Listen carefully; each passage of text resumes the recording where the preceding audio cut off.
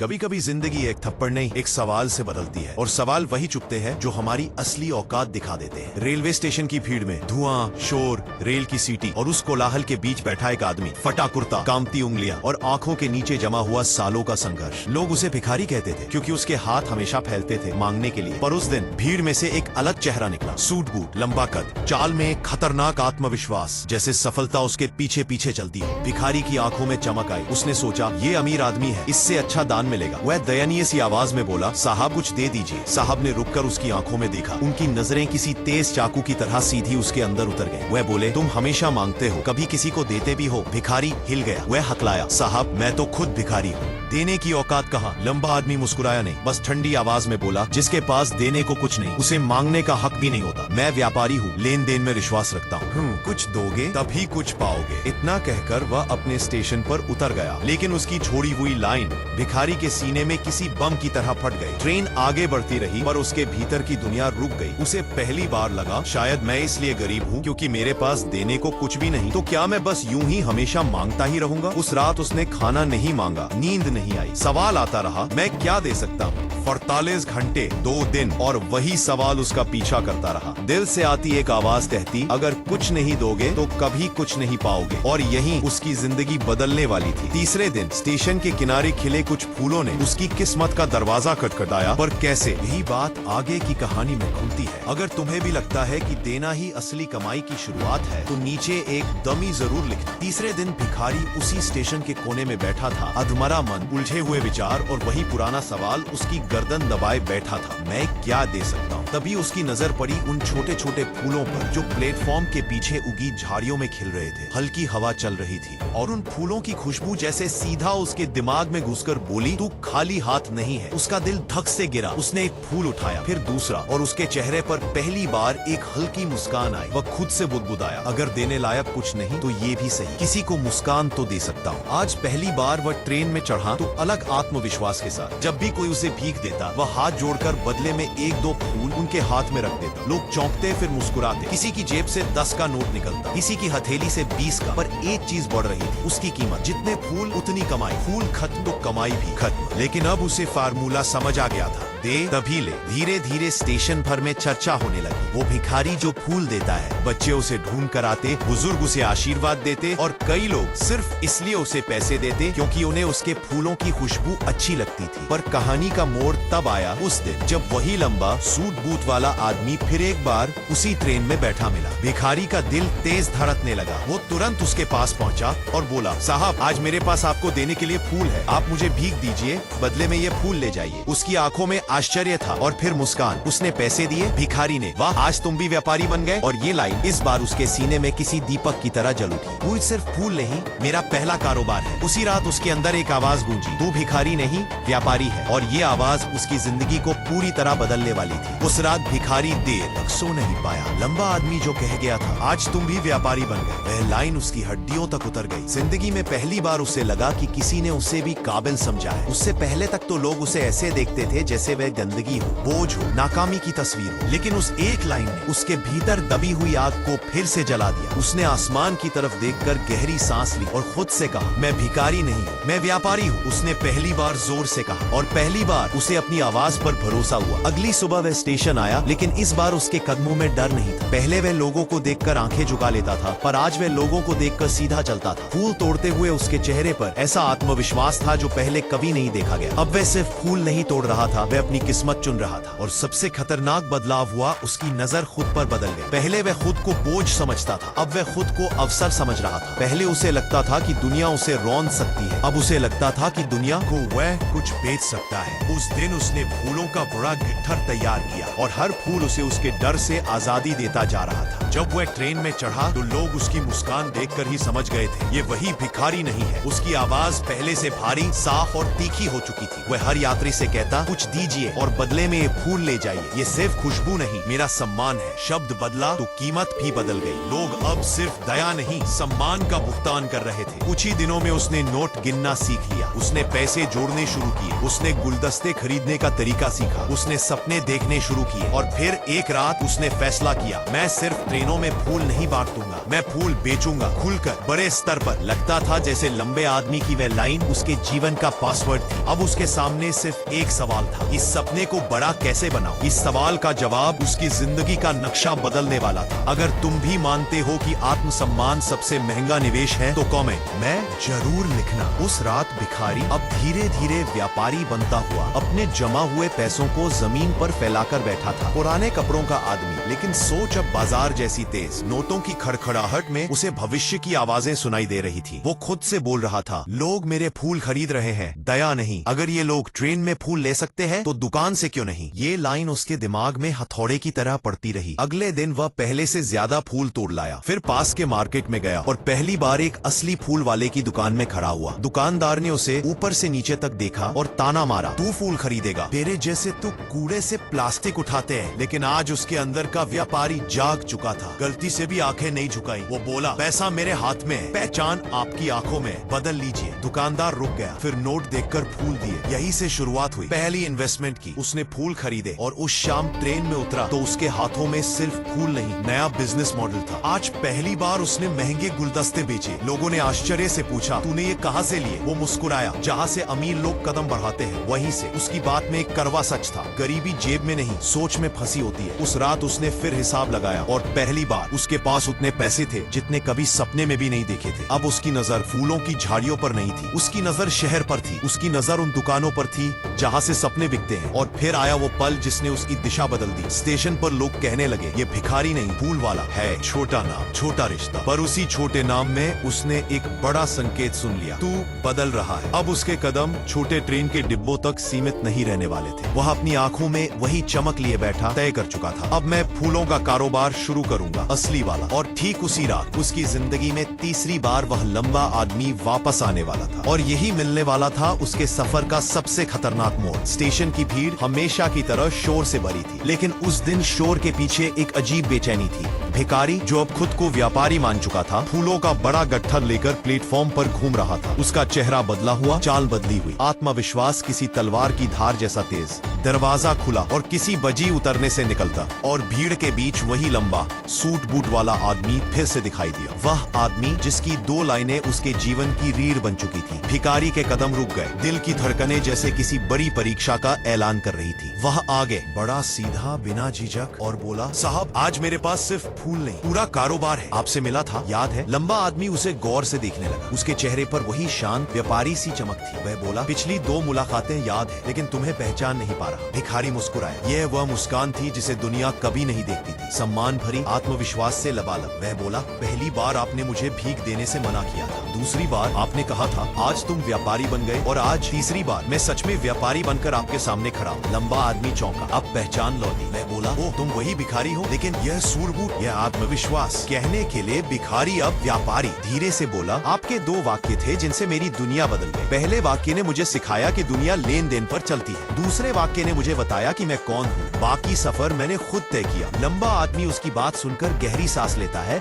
जैसे किसी पुराने सिद्धांत की जीत देख रहा हो। वह पूछता है, तो अब कर क्या रहे हो? व्यापारी ने फूलों का गट्ठर उठाया और बोला, अब मैं फूल बेचता नहीं, फूलों की दुनिया चलाता हूँ। मैंने ट्रेनों में बांटे गए फूलों के पैसों से असली कारोबार शुरू किया। आज मैं शहर का उभरता हुआ फूल व्यापारी। लंबा आदमी मुस्कुराया, लेकिन यह मुस्कान साधारण नहीं, यह उस पल की पहचान थी जब किसी को उसकी असली औकात का अंदाजा होता है। और तभी स्टेशन की सीटी गूंजती है, धीरे धीरे फ्रेम काला होता है और इस कहानी का सबसे बड़ा आर्थिक खेल अब शुरू होने वाला है। ट्रेन की आवाज धीरे धीरे मिटती जा रही थी और प्लेटफॉर्म पर खड़े उन 2 लोगों के बीच एक खामोशी थी, लेकिन यह खामोशी डर की नहीं, पहचान की थी। भिखारी से व्यापारी बने उस आदमी की बातों ने लंबे व्यक्ति को भी चौंका दिया था। कुछ सेकंड बाद लंबा आदमी बोला, तो आखिर समझ गए तुम लेन देन का असली नियम? व्यापारी ने सिर हिलाया, जी साहब अब समझ गया हूँ। जिंदगी में कुछ भी फ्री नहीं मिलता, जो देता है वही पाता है। और देने का मतलब सिर्फ चीज देना नहीं, सम्मान देना, मूल्य देना, भरोसा देना, यही असली व्यापार है। उसकी आवाज में अब कोई काप नहीं थी। वह जो कह रहा था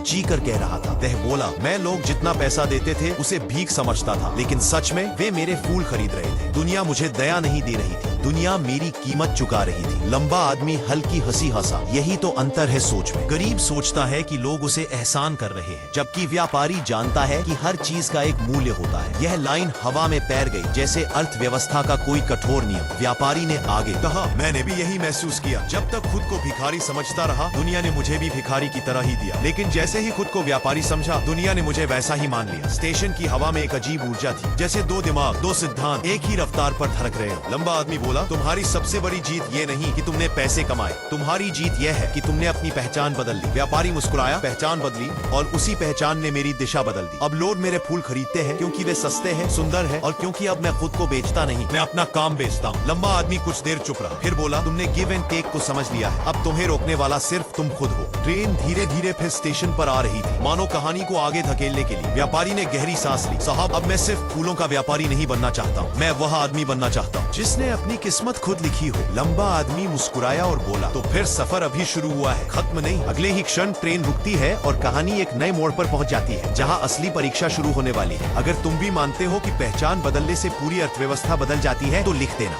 उस दिन की बातचीत ने उसके भीतर बिजली की तरह आग भर दी थी। अब वो फूल बेचने वाला आदमी नहीं, सोच बेचने वाला आदमी बन चुका था। स्टेशन से निकलते हुए उसकी चाल किसी सैनिक जैसी थी, सीधी, मजबूत और लक्ष्य पर टिकी हुई। उसे पता था बड़े बाजार में उतरने का समय आ गया है। उसने अपने सारे पैसे जोड़कर एक बड़ा फैसला लिया। वह शहर में फूलों का थोक व्यापार शुरू करेगा, और असली व्यापार वहीं से शुरू होता है जहां डर खड़ा होता है। पहला डर, पूंजी कम है। दूसरा डर, अनुभव नहीं। तीसरा डर, दुनिया ताना मारेगी। लेकिन उसने खुद से कहा, डर तभी बड़ा लगता है जब इंसान खुद छोटा सोचता है। अगले ही हफ्ते उसने शहर की सबसे सस्ती फूल मंडी का चक्कर लगाया। वहाँ तक का भीड़, गाली, सौदे, चालाकियां, सब कुछ था। पहले ही दिन एक व्यापारी ने उसे देखते ही कहा, अब भिखारी भी व्यापार करेंगे क्या? लेकिन वो मुस्कुराया, बोला नहीं, क्योंकि जवाब देने से ज्यादा जरूरी था साबित करना। उसने थोड़े पैसे में ज्यादा फूल खरीदे, बार्गेनिंग सीखी, लागत और मुनाफे का हिसाब कागज पर लिखा, और फिर शाम को वही फूल स्टेशन पर थोक में बेचे। पहले दिन ही उसने छोटे छोटे दुकानदारों को सप्लाई करना सीखा।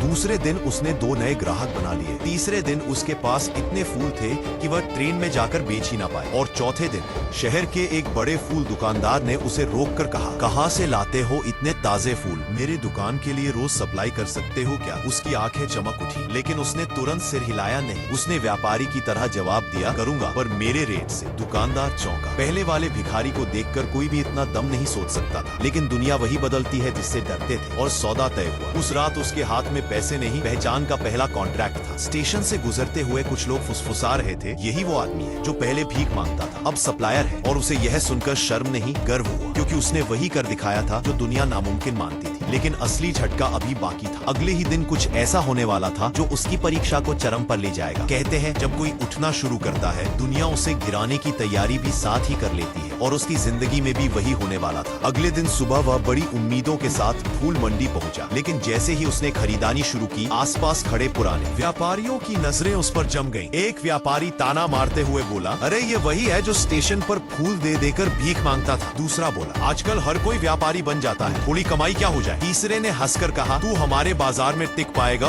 यह व्यापार बच्चों का नहीं है। लेकिन उसके चेहरे पर एक अजीब सी ठंडक थी, वह ठंडक जो सिर्फ संघर्ष से निकली हिम्मत में होती है। वह बोला, मुझे लोगों का ताना नहीं चाहिए, मुझे उनका बाजार चाहिए। उनकी हंसी रुक गई, क्योंकि यह जवाब एक भिखारी का नहीं, व्यापारी का था। लेकिन आज की मुश्किल यही खत्म नहीं हुई। जैसे ही उसने फूल खरीदने के लिए पैसे निकाले, एक बड़े व्यापारी ने उसके सामने अपने आदमी भेजकर फूलों के भाव बढ़ा दिए। पहले जो फूल 200 में मिलते थे, अचानक 350 के हो गए। वह समझ गया, यह डर है मेरी बढ़ती पहचान का डर। पहली बार उसे महसूस हुआ कि असली युद्ध गरीबी से नहीं, प्रतिस्पर्धा से होता है। लेकिन उसने हार नहीं मानी। उसने मंडी में चक्कर लगा लगा कर छोटे किसानों से बात की, कीमतें पूछी और उनके चेहरे पढ़े। फिर उसने एक तेज चाल चली, सीधे किसानों से सौदा किया, बिचौलियों को चक्कर दिया और दुकानों के पीछे से सप्लाई उठवा ली। किसान खुश क्योंकि उन्हें पूरा पैसा मिल रहा था, वह खुश क्योंकि उसकी लागत आधी हो गई थी, और व्यापारी परेशान क्योंकि उनका खेल बिगड़ रहा था। आधी दोपहर में जब वहाँ अपना पहला बिना बिचौलिया वाला गट्ठर लेकर निकला, कुछ व्यापारियों ने गुस्से से देखा। किसी ने कहा, ये लड़का हमारे धंधे में आग लगा देगा। लेकिन वहाँ मन ही मन मुस्कुराया, बाजार में जगह नहीं मिलती, जगह बनाई जाती है। उसने वहीं से सप्लाई उठाई, स्टेशन लौटा और अपने सभी ग्राहकों को समय से फूल पहुँचाए। उस शाम उसके पास कमाई कम थी, लेकिन सीख बहुत भारी थी। अगर तुम सही सोचते हो, सही देते हो, तो दुनिया गलत करके भी तुम्हें रोक नहीं सकती। लेकिन रात के अंधेरे में एक नई मुसीबत उसका इंतजार कर रही थी, एक मुसीबत जो उसे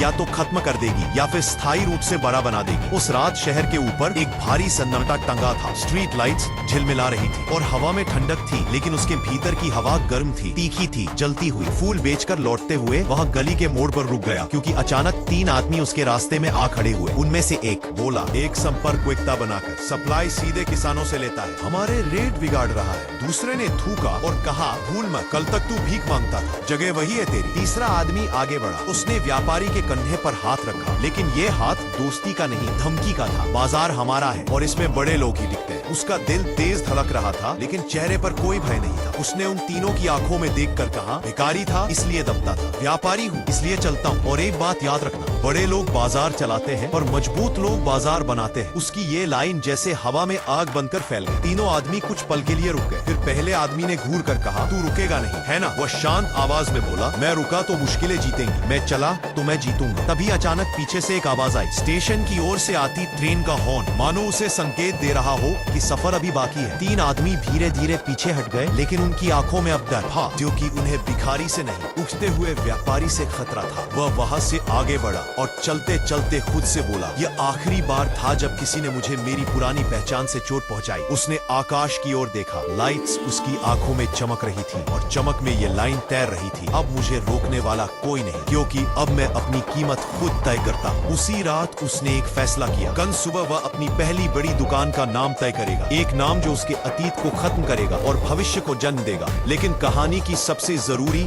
सबसे खूबसूरत और सबसे खतरनाक सच्चाई कल की सुबह खोलने वाली। सुबह की पहली किरण जब स्टेशन की पटरियों पर पड़ी तो उसका चेहरा भी उसी रोशनी जैसा चमक रहा था। आज उसका सफर किसी नए मोड़ पर नहीं, एक नई ऊंचाई पर था। वही स्टेशन जहां कभी वह भीख मांगता था, आज उसके लिए बाजार था, सम्मान था, पहचान थी। वह सूट बूट पहनकर तैयार खड़ा था। उसके हाथ में एक छोटा सा ब्रीफ केस था, जिसके भीतर पैसे कम और इरादे बहुत थे। उसी स्टेशन पर 2 आदमी उतरे, दोनों बिजनेस क्लास के कपड़ों में, और जैसे किस्मत ने कहानी को गोल कर दिया हो, उनमें से एक आदमी वही लंबा सधा हुआ सफल व्यापारी था जिसने कभी उससे कहा था, जब देने को कुछ नहीं तब मांगने का भी हक नहीं। जैसे ही वे आमने सामने आए, लंबा आदमी रुक गया। उसने उसे ऊपर से नीचे तक देखा और बोला, पहचान नहीं पा रहा तुम? व्यापारी मुस्कुराया और ये मुस्कान किसी ताज की तरह उसके चेहरे पर चमक रही थी। वह बोला, साहब हम तीसरी बार मिल रहे हैं। पहली बार आपने मुझे बताया कि मुझे क्या करना चाहिए, दूसरी बार बताया कि मैं कौन हूँ, और आज मैं आपको बताने आया हूँ कि मैं क्या बन चुका हूँ। लंबे आदमी की आंखें फैल गई। तुम वही भिखारी? वह हंसकर बोला, नहीं साहब, वही सोच वाला आदमी हूँ, पर पहचान बदल गई है। अब मैं शहर का सबसे बड़ा फूल व्यापारी हूँ। एक नहीं 3 दुकानें हैं, और आज मैं दूसरे शहर डील फाइनल करने जा रहा हूँ। लंबा आदमी चुप रहा, लेकिन उसकी आंखों में गर्व साफ दिख रहा था। तो नियम समझ गए? व्यापारी ने सिर उठाकर कहा, हाँ साहब, हम तभी पाते हैं जब देते हैं, और दुनिया हमें तभी पहचान देती है जब हम खुद को पहचान लेते हैं। स्टेशन की हवा में ये शब्द ऐसे लगे जैसे कोई सत्य धरती पर गिरा हो। वो आगे बोला, लोग मेरे फूल नहीं खरीदते थे, मेरी सोच खरीदते थे। लंबा आदमी मुस्कुराया, और यही कारण है कि तुम अब रुकने वाले नहीं। व्यापारी ने हाथ बढ़ाया, दोनों ने हाथ मिलाया। एक हाथ था जिसने सिखाया, दूसरा हाथ था जिसने अपनाया। ट्रेन की सीटी बजी, वो ब्रीफकेस उठाकर अंदर चढ़ गया और जाते जाते आखिरी लाइन बोला, साहब मैं भिखारी था ही नहीं, मैं सिर्फ खुद को पहचानने में देर कर रहा था। ट्रेन चल पड़ी और उस ट्रेन के धुएं में एक सच्चाई साफ लिखी हुई थी, आत्मसम्मान वो दरवाजा है जो एक बार खुल जाए, गरीबी बाहर और सफलता अंदर आ जाती है। दोस्तों, अगर आपको ये पूरी मोटिवेशनल कहानी दिल को छू गई तो मोटिवेशनल स्टोरी हब को जरूर फॉलो करो और कमेंट में लिखो, मैं अपनी पहचान खुद बनाऊंगा। धन्यवाद।